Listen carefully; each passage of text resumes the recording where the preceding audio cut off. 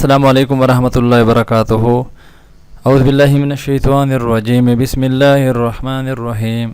محترم سامعین، دنیا اور آخرت کے فائدے اکٹھے کریں۔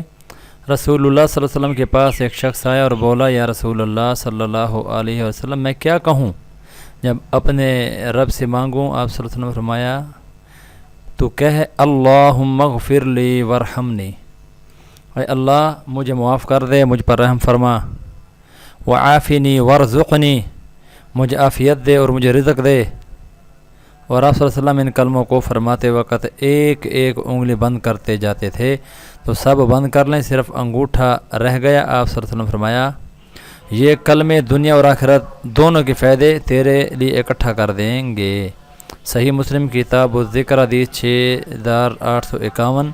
اللہ رب العزت مجھے اور آپ سب کو دنیا اور آخرت کے فائدہ اکٹھے کرنے کے لیے اس دعا کو پڑھنے کی توفیق عطا فرمائے۔